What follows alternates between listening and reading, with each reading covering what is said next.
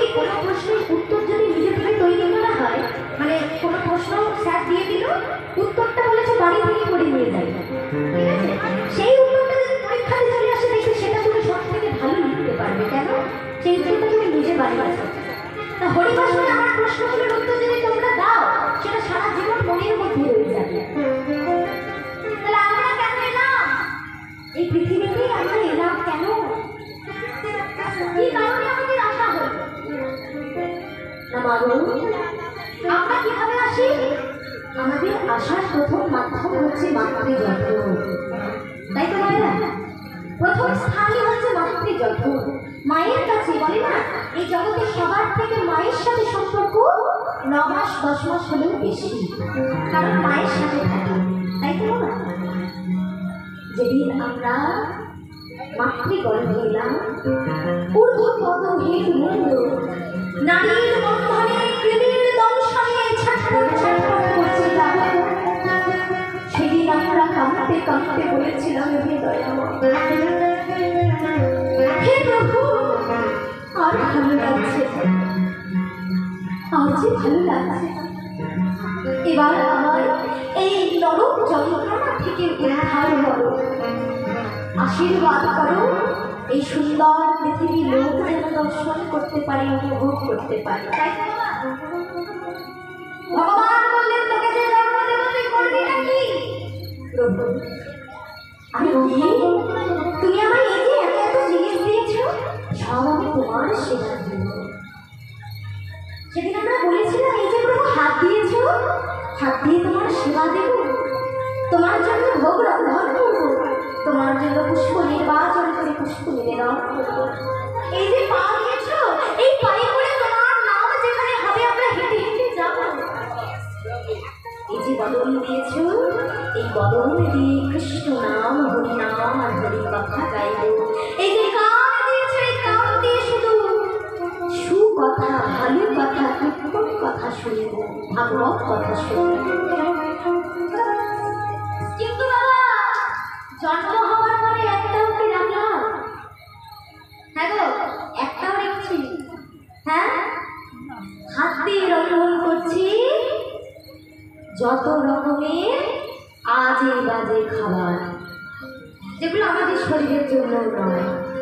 ভগবানকে সেবা দিচ্ছি না নাকি বাবা? তাহলে পায়ে হেঁটে যেখানে আমাদের উচিত সৎসঙ্গতে যাওয়া, সেখানে আমরা যাচ্ছি কুসঙ্গে, অসৎ সঙ্গে, তাই না? তাহলে দেখো আমাদের সব কিছুই উল্টে গেল, কোনো কিছুই কিন্তু আমরা রাখলাম না। কিন্তু তবু ভগবান দয়াবান, তিনি জন্মদিন দেখলেন মানুষ আমার কথা রাখল না, তবু এই কলির হত জীবকে উদ্ধার করার জন্য নিজের দৈব সুখ ত্যাগ করে, ভব ঐশ্বর্য ত্যাগ করে নিজে আবির্ভূত হলে নদিয়া নবদ্বীপে কাঙালের ঘরে, বড়লোকের ঘরে এলেন না বাবা। ভগবান বলছে, আমি স্বল্প জন্মে তো রাজা হয়েছি, আর রাজা হতে চাই না, এবার আমি ভক্ত হব। তাই দরিদ্র ঘরে জন্ম গ্রহণ করল। কার ঘরে? জগন্নাথ মিশ্রের ঘরে, শচী গর্ভ সিন্ধু আরতি। মাগো, ভগবান যেদিন অবতীর্ণ হয়েছিলেন সেই দিনটি ছিল কিন্তু খুব মঙ্গলময়। মানে সেদিন চারিদিকে অমঙ্গলের চিহ্ন সরে গেছিল। ভগবান যদি জন্মগ্রহণ করেন তাহলে কি আর কোনো অমঙ্গল থাকতে পারে? তাই চারিদিকে অমঙ্গল কেটে গেছিল। তাহলে ভগবান আবার কোন দিন জন্মগ্রহণ করেছিলেন? আমার ভগবান কবে জন্মগ্রহণ করেছিলেন গো? হ্যাঁ, দেখি একটু উত্তর দাও। প্রায় প্রত্যেক বছরই তো দেখতে হয় নাকি? ভগবানকে শোনাইছে, ভালো লাগছে তো? কথাগুলো খারাপ লাগছে না তো? বলো, গৌরের জন্মটা কবে? কবে গো? 25শে ডিসেম্বর। হ্যাঁ, 25শে ডিসেম্বর কার জন্মদিন? হ্যাঁ, যিশু খ্রিস্টের, তাই তো? তাহলে দেখো বাবা, আমাদের কিন্তু মানে গাইতে সেগুলো প্রমাণ পাওয়া যায় বেশি যে আমরা হিন্দু সনাতন, তাই তো? আমাদের সনাতনী ধর্ম, আমরা সবাই সনাতন ধর্মের অবলম্বী, কিন্তু আমরা কেউ আমাদের ধর্ম যিনি পিতা আমরা তারই জন্মদিনটাই জানি না, আবির্ভাব তিথিটাই জানি না। কেউ জানি? অনেকে জানি, অনেকে জানি। ওমা, ভগবান আমার জন্মগ্রহণ করেছিলেন কোন দিন জানো? পূর্ণিমা তিথি।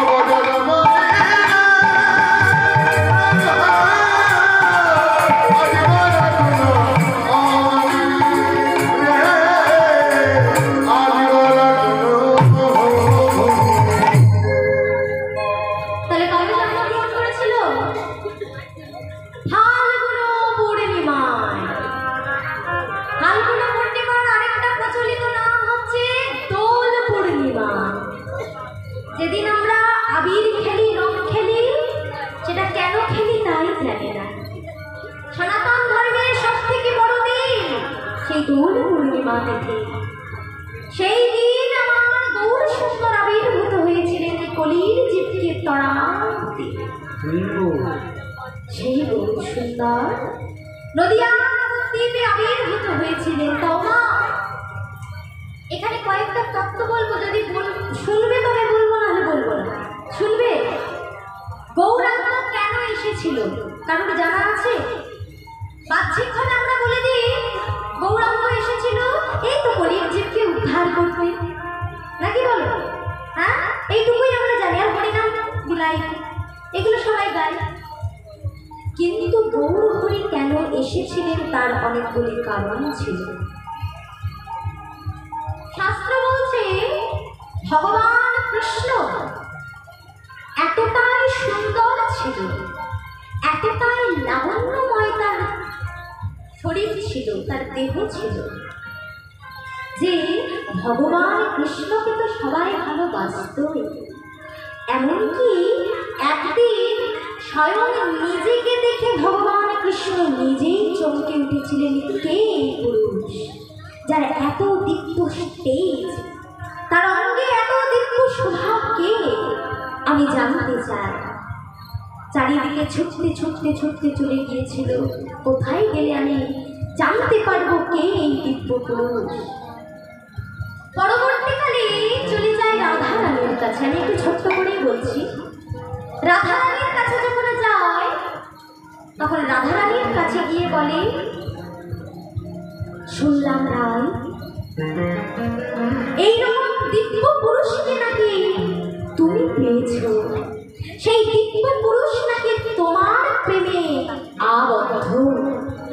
কৃপা করো রায়, বলো বলো কিভাবে আমিও সেই দিব্য পুরুষকে লাভ করতে পারবো।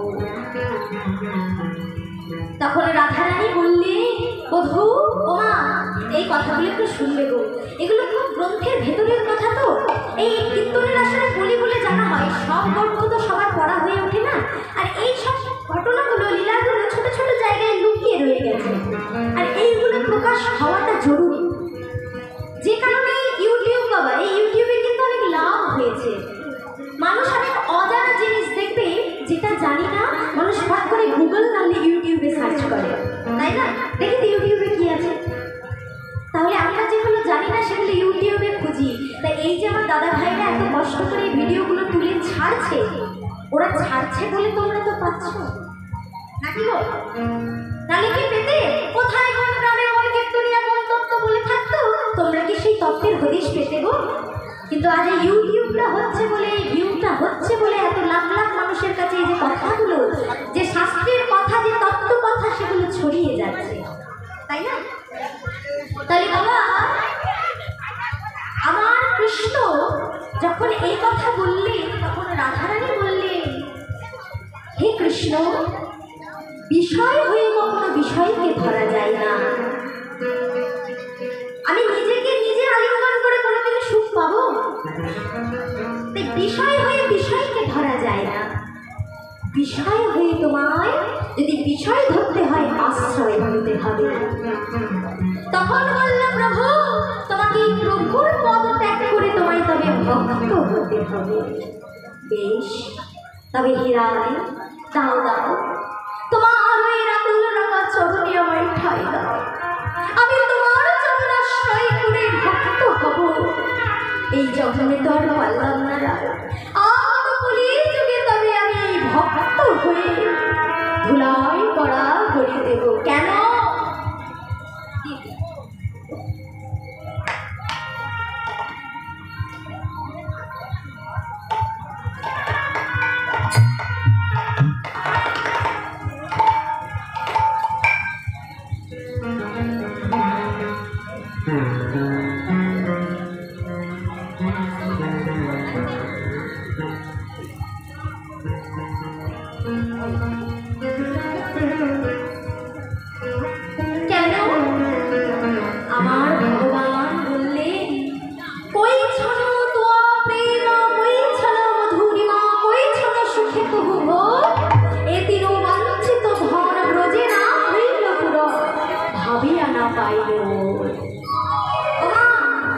কিছু বুঝলে?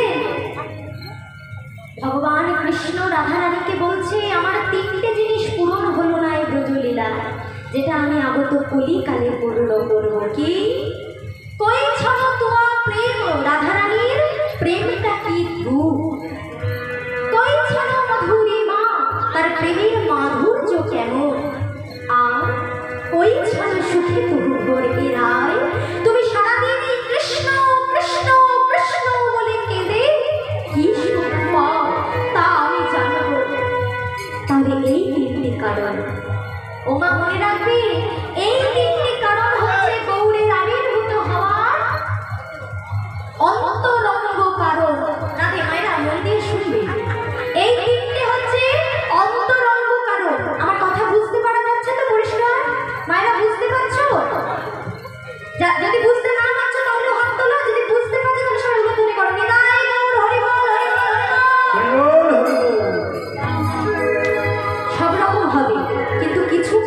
হরিবাসরে না বললে তোমাদের জানা হবে না। ভজন গান ইউটিউব শুনলে, ডিজে বাজালেই শুনতে পারে, তাই নাচ গান সব হবে। কথাগুলো যেগুলো বলছি বড্ড উচ্চ মার্গের কথা, সবার মুখে শুনতে পাবে না, সবাই বলে না সব জায়গায়। আজ মাথায় এসছে যখন বলছি, দয়া করে একটু শুনে নাও, তারপরে সব রকম আছে। জানি তাই তা বাবা, এখন কীর্তন গাওয়াটা দায় হয়ে গেছে, বুঝলি তো? আমাদেরই ভয় লাগে এই কথাটা বলবো, আবার শুনবে তো উঠে যদি পালিয়ে যায়, একা একা গাইতে হয়, এরকম একটা আতঙ্ক নিয়ে এখন কীর্তন গাইতে হয়। হরি বল, যে কারণে বেশি কথা বলতে ভালো লাগে না। কিন্তু আমার মনে হয় আমাদের কর্মটাই হচ্ছে, যতক্ষণ যা জেনেছি ততক্ষণ না সবাইকে জানাতে পারবো, ততক্ষণে ঋণ শোধ হবে না। তাই আমাদের কর্মই হচ্ছে যা শিখেছি তা বলে যাওয়া, তাই জন্য বলতেই হবে। হরি বল, এটা মনুষ্যত্ব ধর্ম। রাধে, তাহলে বাবা অন্তরঙ্গ কারণটা কি? এই তিনটে কারণ। শ্রীরাধার প্রেম কেমন আমি যে জানবো এই গৌর হয়ে, শ্রীরাধার প্রেমের মাধুর্য কেমন আমি জানবো, আর আমাকে ভালোবেসে আমার রাধারানী কি সুখ পায় তা আমি গৌর রূপে জানবো। তাই গৌর প্রেমানন্দ। তাহলে এটা হচ্ছে অন্তরঙ্গ কারণ আবির্ভূত হওয়ার। আরেকটা কারণ বহিরঙ্গ কারণ। বহিরঙ্গ কারণ কি? এই দাঁড়িয়ে দাঁড়িয়ে হরি নাম প্রচার করা।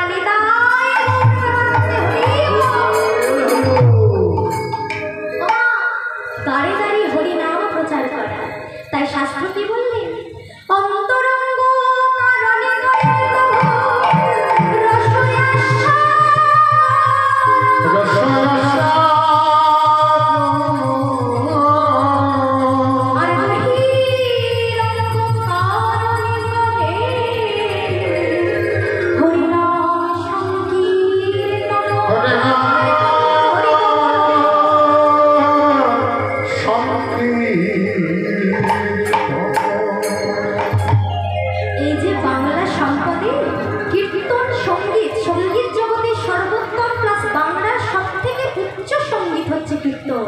কেন বলা হলো? এটা হচ্ছে তার কারণ যে কীর্তন আমরা কেন শুনবো, কেন গাইব? কারণ স্বয়ং ভগবান যা জানতে পারেনি তা এই কলিকালে এসে জেনেছে, আমাদের মধ্যে থেকে জেনেছে।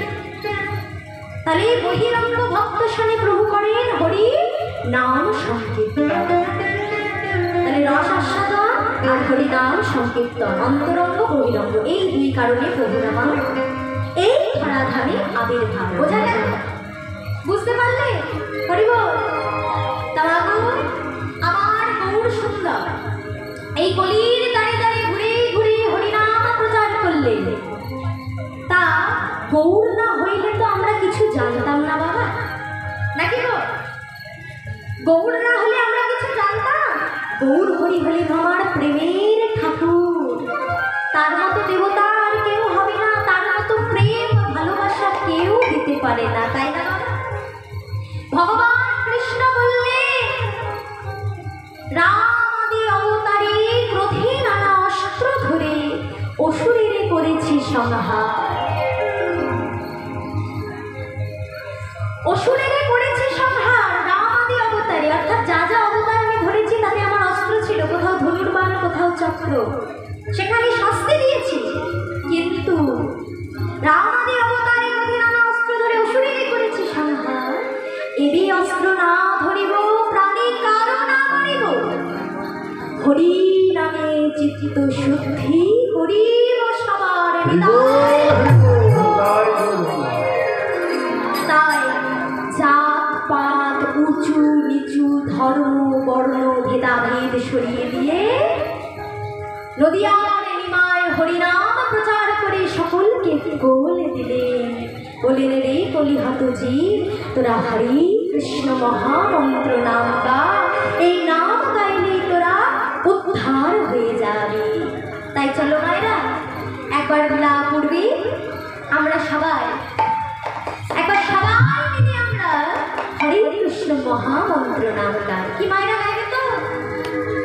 এইবারে এনার্জিটা এসেছে নাকি বলো? ঠিক আছে, দেখো হাতগুলো তুলতে হবে আমার সাথে।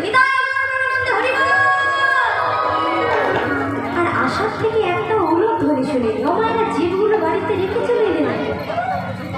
হ্যাঁ বলি জিভগুলো আনতে বলেছিল তো, এনেছে? একটু প্রমাণটা দিয়ে দেখি।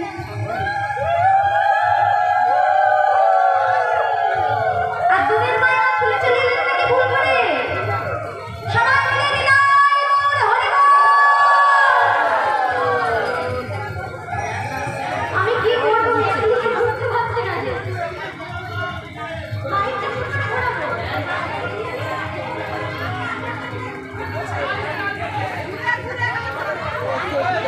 জানি না, শান্ত আস্তে সবাই মিলে বাহুগুলো তুলে চলো কৃষ্ণ নাম গাইবো। বিদায় বল হরি বল।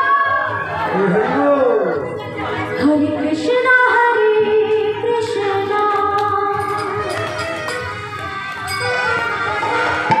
কৃষ্ণ কৃষ্ণ হরে হরে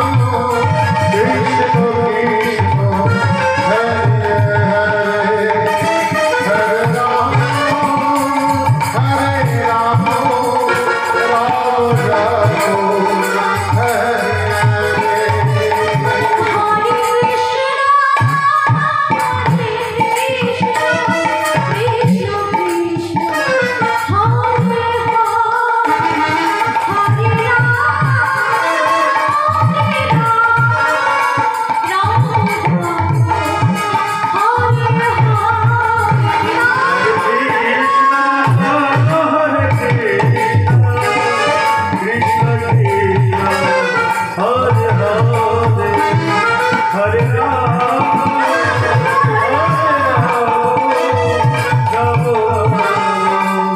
হরে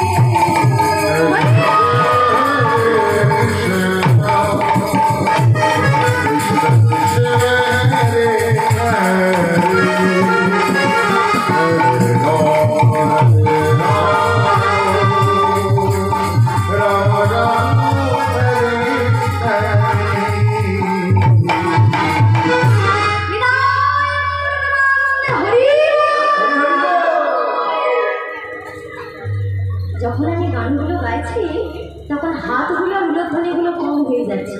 কেন বলো তো? যেই গানটা ধরছি সেই তো পকেট থেকে ক্যামেরাগুলো বেরিয়ে যাচ্ছে। বাবা, এখন তো ভাইরাল হওয়ার যুগ, ইউটিউব ফেসবুকের যুগ, তাই তো? তা গান বাবা সার্চ করলে গুচ্ছিত বেরিয়ে যাবে বিভিন্ন আসরে। তা লাইভ প্রোগ্রামের মজাটা কি? এইখানে বসে আনন্দটা করবো নাকি? ইউটিউবে তো পরে শুনতে পাবে এইটা এতগুলো ক্যামেরা হচ্ছে, এদেরকে কি জন্য নিয়ে এরা কি জন্য এলো এত কষ্ট করে? বলবো ইউটিউবে সব শুনতে পাবে। এখন পকেটে ফোনগুলো রেখে সবাই মিলে আমার সাথে আনন্দটা করবে, কেমন মনে থাকতো? তা মাগো, আমার গৌর সুন্দর এই কলিকালে অবতীর্ণ হয়ে কলিহত জীবকে হরিনাম দিলে। হরিনাম দিয়ে বললেন, রে কলিহত জীব, তোদের কিচ্ছু করতে হবে না, এই হরে কৃষ্ণ মহামন্ত্র নামটুকু কর, এই নাম করলেই তোরা উদ্ধার হয়ে যাবে। তাহলে বাবা, আজকে আমার গৌরের জন্ম হয়েছে, গৌরের আবির্ভাব হয়েছে, আজ আমরা এই হরিসভায় একটু গৌরের নাম গাইব না? তাই আমার গৌর আজ এসেছে, তাই আজ আমরা সবাই মিলে গাইব, আমাদের গৌর এলো রে।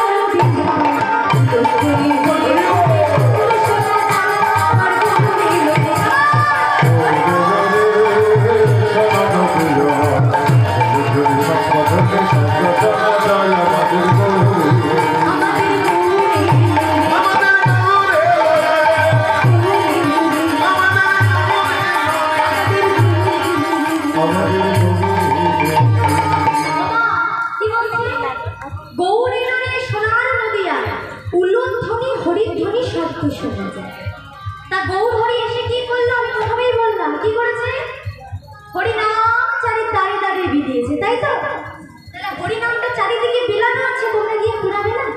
হ্যাঁ, কে কে তোরা নাম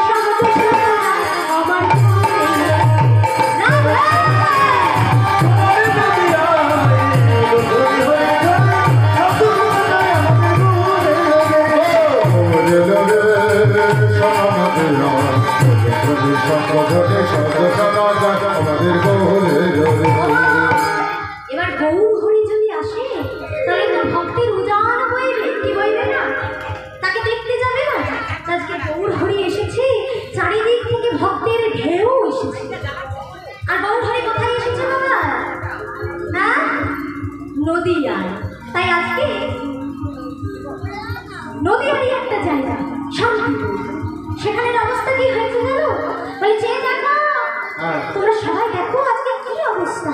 ওগো শান্তিপুরে ডুবো ডুবো নদে ভেসে যায়, ওগো শান্তিপুরে ডুবো ডুবো নদে ভেসে যায়, শান্তিপুরে ডুবো ডুবো নদে ভেসে যায়, শান্তিপুরে ডুবো ডুবো নদে ভেসে যায়, দেখো শান্তিপুরে ডুবো ডুবো নদে ভেসে যায়, শান্তিপুরে ডুবো ডুবো নদে ভেসে যায়।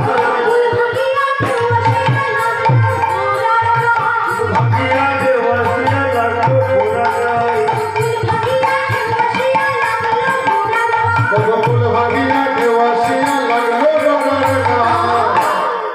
দেখো গৌরে লুলি সোনার নদী আমার, উলুক ধরি ধরি ধরি শব্দ শোনা যায় আমার গৌরে গৌরে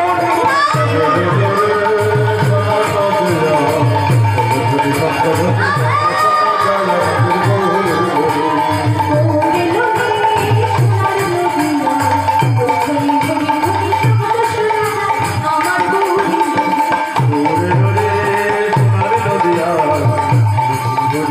শব্দ শোনা যায় আমার গৌরে আমার গৌরে লুলি আমার গৌরে লুলি আমার গৌরে লুলি আমার গৌরে লুলি আমার গৌরে লুলি আমার গৌরে লুলি আমার গৌরে লুলি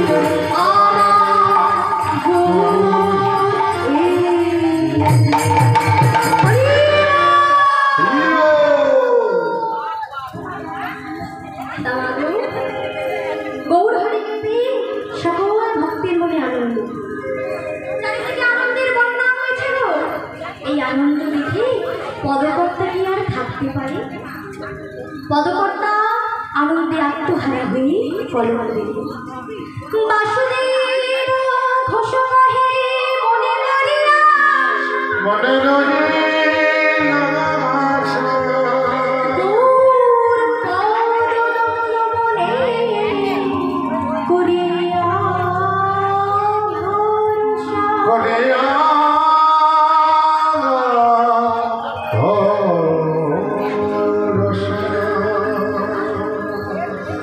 জানি তাই যারা বিশ্বাস বাসুদেব ঘোষে কহে মনে করি আশা রে বাসুদেব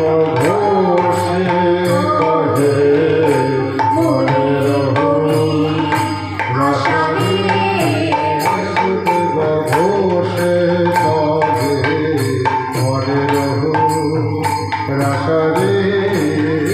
বাসুদেব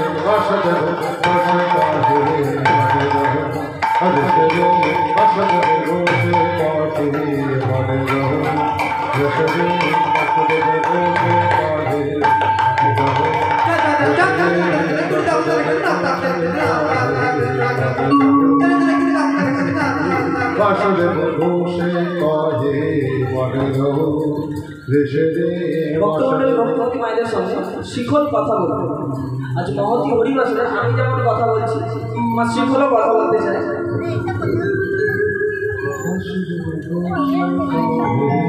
যদি সবাই শুনবেন তাহলে সবাই একবার শুনে দিন, আর যদি না শুনবেন দেওয়ার দরকার নেই। যদি সবাই একমত হন তাহলে একবার দেন, তাহলে বলবো নাহলে বলবো। যদি সবাই শুনতে চান একবার হরি হরি জয় করে দিন। শ্রী মানে সুন্দর, ফল মানে আবরণ, সুন্দর আবরণে থাকা মাটির তৈরি পড়াশোনার সহকারী আজ মহতি হরিবাসরে আপনাদের কাছে কিছু বলবো। আমি যেমন কথা বলবো আমার শিখলও তেমন কথা বলবো।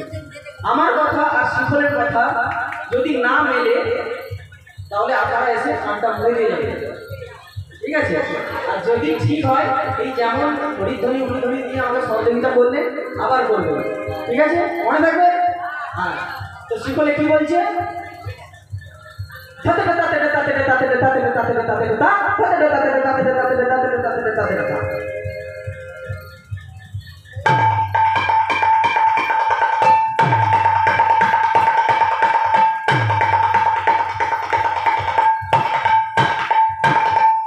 তো এত কথা বললাম এই তার জন্য না, না অন্য কিছু বলছে, ভালো করে মন দিয়ে শুনতে হবে। বলছে নাচো তো নাচো তো নাচো তো নাচো তো নাচো তো নাচো তো বাজো তো।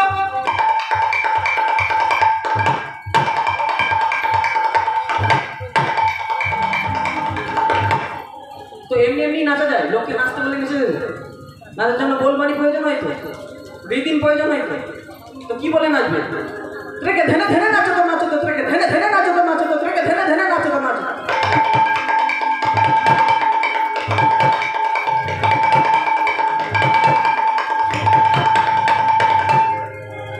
তো আর কি বলছে? ধন্য ধন্য নদিয়া নাগর, নাচো তো সব ভক্তগণ, নিতাই রঙ্গে মাতিয়া, আহা নিতাই রঙ্গে মাতিয়া।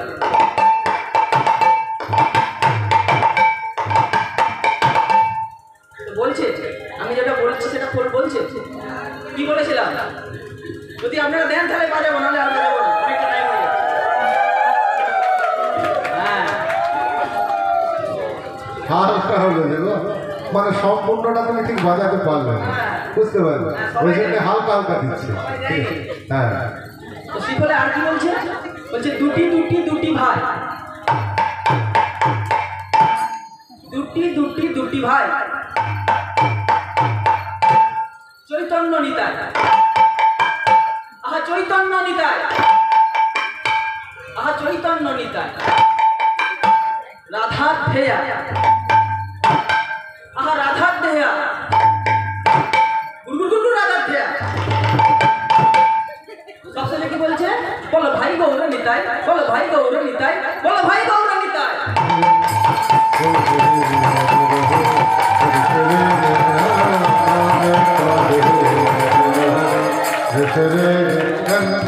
তো এইগুলো আপনারা মনে করবেন আমি প্র্যাকটিস করেছিল, এগুলো মানে সহজ ব্যাপার। তাহলে আপনাদের মধ্যে কারো দুটো নাম বলুন, আমার শিখল নামও বলুন।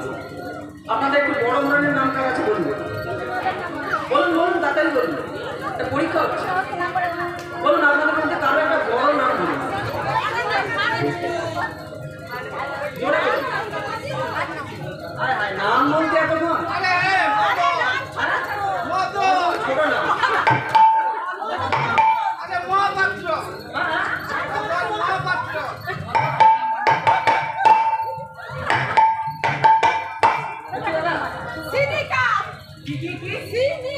সিনিকা হচ্ছে, আর আর সৌমিক, হরি বল হরি বল।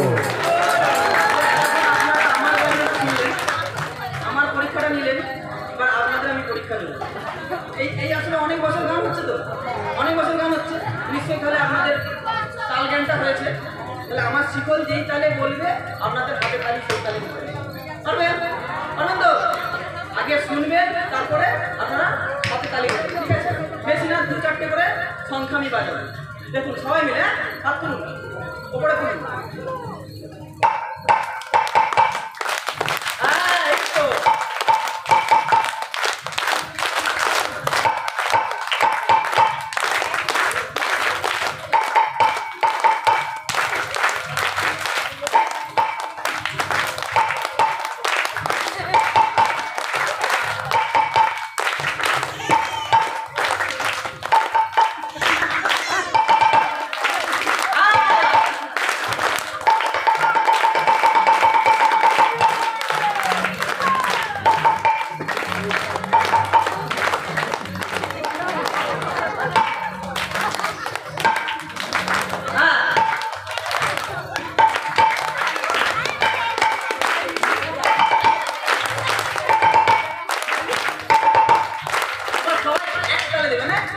আমি কিছু বাজাবো, সবাই একতালে মারবেন।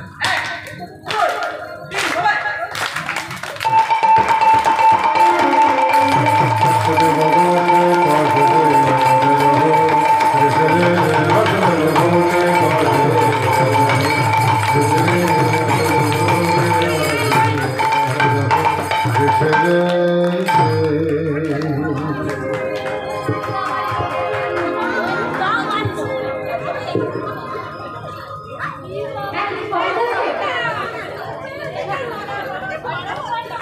সঙ্গে সঙ্গে কমেন্ট করছো, ভালো লাইক করলে সঙ্গে সঙ্গে কমেন্টটা করে দেবে।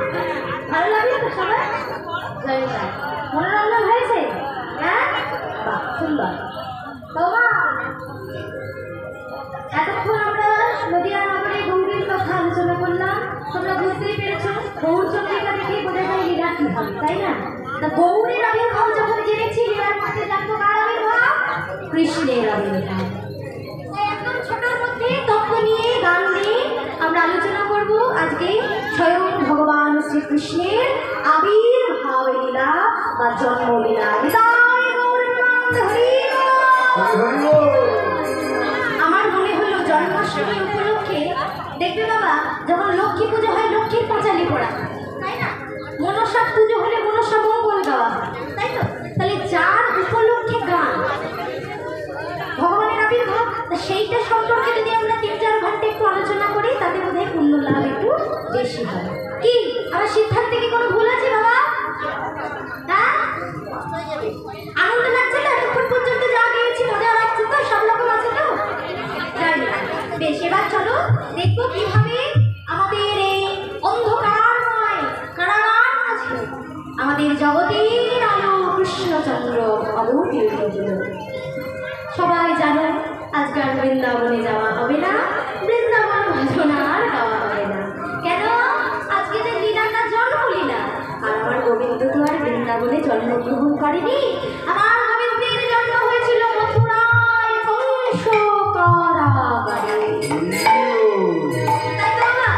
তাই আমাদের মনকে নিয়ে চলে যাবো সরাসরি মথুরায়, কিন্তু তার আগে আমরা একটু যাবো স্বর্গে। কেন? কয়েকটা কথা আমাদের জানতে হবে। ভগবান আবির্ভূত হয় কেন? বাবু একটু মন দিয়ে শুনবে, হ্যাঁ?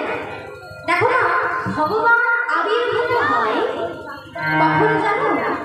যখন এই ধরাধামে অত্যাচার অনাচারের মাত্রা বেড়ে যায়। কথাগুলো মন দিয়ে শুনতে হবে, নাহলে কিন্তু লীলাটা বুঝতে পারবে। দয়া করো, দয়া করে আমার কথাটা মন দিয়ে শোনো। নিজেদের গল্পগুলো কার সাথে শুনবে, কেমন?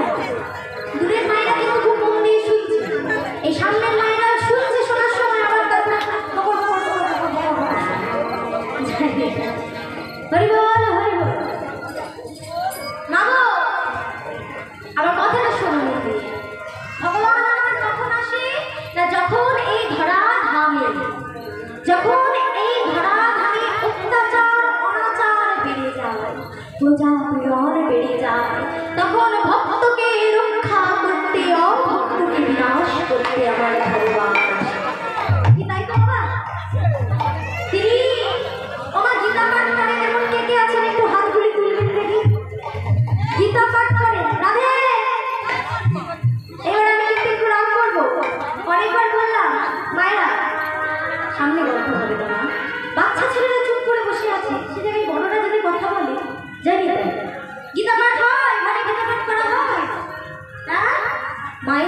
উদ্দেশ্যে বলছি, মায়েরা তো সংসারের লক্ষ্মী। বাবারা পড়ুক ছাই না পড়ুক, উচিত তো সকলকে পড়ার। বাবারা পড়ুক ছাই না পড়ুক, মায়েরা পড়বে একটু করে গীতা। গীতার জ্ঞান যদি অন্তরে থাকে, সংসার রসাতলে যাবে না। স্বামীর পুত্র রসাতলে গেলেও তুমি তাকে ধরে নিয়ে আবার সংসারে ফেলতে পারবে। নারীর সেই ক্ষমতা আছে, নারীর সেই ক্ষমতা আছে। তাই একটু গীতা পাঠ করবে। তা ঠিক আছে, গীতা পাঠ না করলেও গীতার একটা শ্লোক কিন্তু আমাদের সবার জানা। ভগবান শাস্ত্রে বললেন, গীতার মধ্যে ভগবান শ্রীকৃষ্ণ বললেন, কি বললেন গো? আমি কখন আসি, তখন আমি অবতীর্ণ হয়ে যেন শোনো শোনো। অর্জুনের উদ্দেশ্য করে বললেন, জগৎবাসীকে বললেন কি, যারা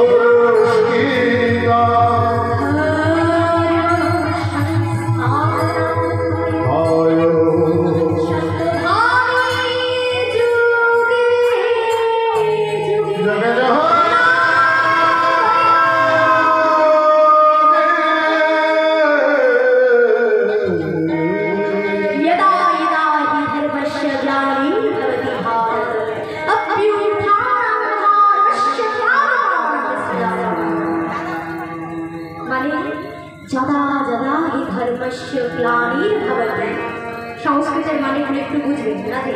কি শুনবে তবে বলবো, শুনবে তো? यदा यदा हि धर्मस्य ग्लानिर्भवति, ग्लानिर्भवति এত দূরে একটা লাইন হচ্ছে, কিন্তু আসলে লেখা থাকে গ্লানির্ভবতি ভারত। হ্যাঁ, গীতা পাঠ করলে হবে না, মানেটা বুঝতে হবে।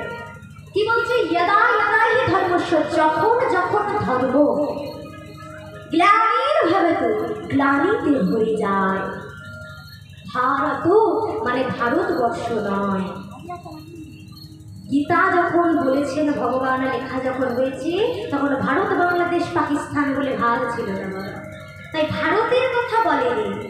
প্রভু বলতে চেয়েছে ভারত শব্দের অর্থ হচ্ছে ভরত বংশজাত। কে? অর্জুন।